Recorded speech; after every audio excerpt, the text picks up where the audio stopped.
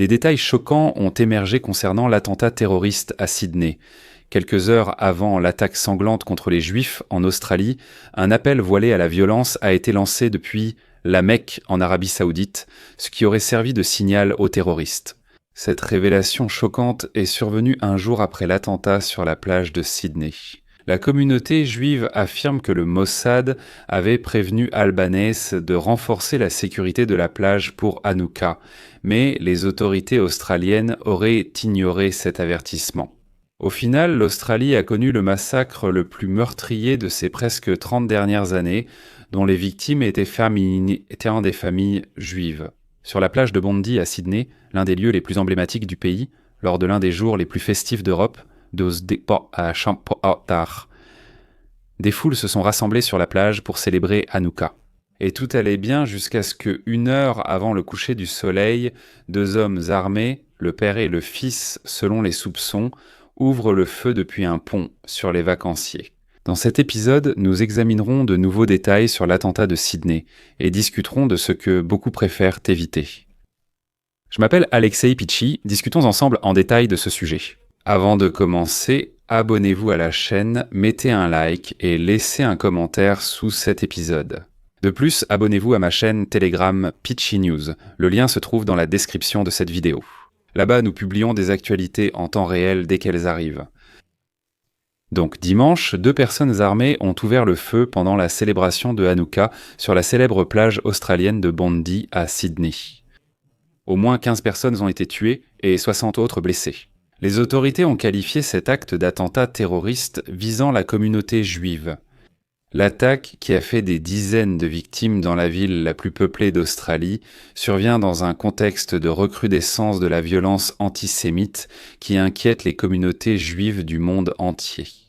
Il s'agit de l'attaque la plus meurtrière dans le pays depuis le massacre de Port Arthur en 1996, qui avait poussé le gouvernement conservateur de l'époque à adopter des lois strictes sur le contrôle des armes à feu.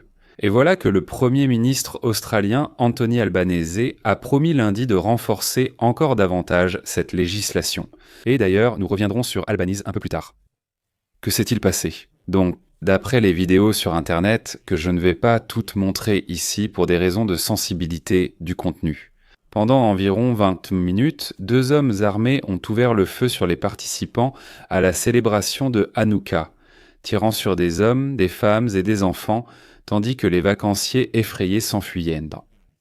Les assaillants étaient donc 2 musulmans, Sajid Akram et son fils Navid. Selon la police, les hommes étaient en possession de 6 armes à feu et de plusieurs engins explosifs artisanaux. Le père était un propriétaire d'armes à feu enregistré et faisait même partie d'un club de tir local. Avec son fils, il vivait dans un appartement loué à Sydney.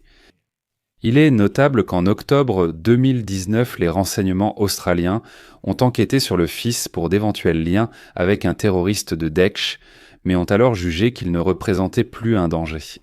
Pourquoi plus ? C'est intéressant. J'ai précisé qu'il ne représentait déjà plus de danger. C'est là tout le mystère, car le Premier ministre australien, Anthony Albanese, a déclaré qu'en 2019, après vérification, les services de renseignement étaient arrivés à la conclusion, je cite. On a l'impression qu'il y avait une menace, mais qu'elle a disparu. Ainsi, 2 hommes ont laissé des engins explosifs artisanaux dans une voiture près de la plage de Bondi dimanche soir, puis se sont dirigés vers la plage. Sur l'enregistrement vidéo, on voit ensuite 2 silhouettes vêtues de noir sur le pont en béton menant à la plage. Sur les vidéos filmées par des témoins, on voit les 2 hommes tirer avec des armes à feu de gros calibre depuis cette hauteur en direction du lieu où se déroule l'événement dédié à Hanouka. Sur la vidéo d'une caméra sur la plage, on voit des dizaines de personnes fuir sur le sable de Bondi pour échapper aux tirs. Sur la 3e vidéo, on voit le tireur présumé le plus âgé descendre du pont et se retrouver près du lieu de la célébration.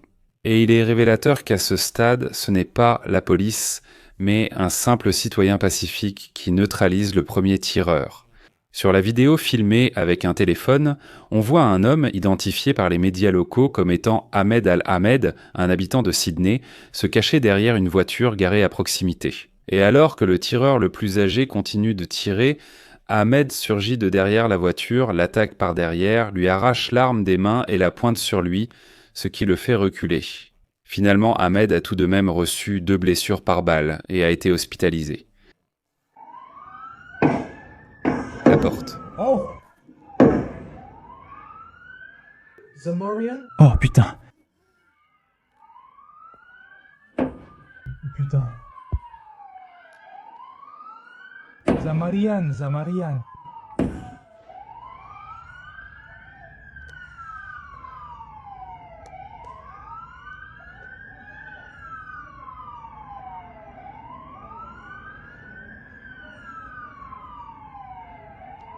Ce gars est vraiment dénué de sens.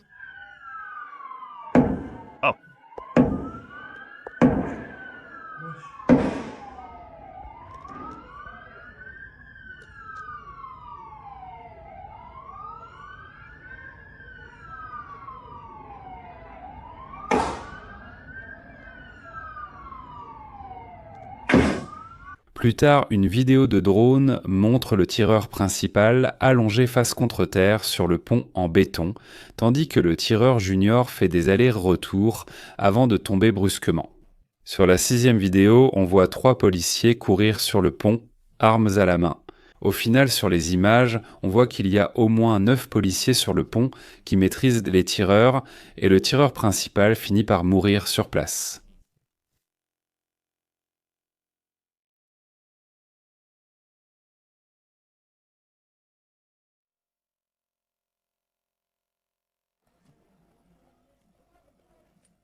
Hé, il est mort, s'il vous plaît, aidez, il est mort, putain. Lui,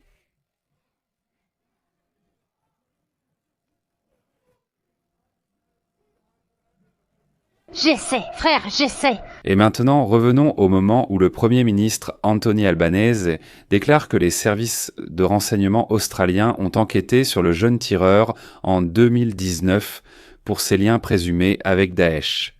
Aujourd'hui, la police australienne a annoncé avoir trouvé un drapeau de Daesh dans la voiture du père et du fils qui ont commis l'attentat. À vous d'en tirer les conclusions, comme on dit. Mais ce n'est pas tout pour l'instant. Les médias israéliens rappellent que le vendredi pédagogique dernier à la Mecque, en Arabie Saoudite, le célèbre prédicateur Saleh bin Hamid, dont les paroles sont diffusées dans tout le monde musulman, a fait une déclaration incendiaire sur les Juifs lors de la prière du vendredi.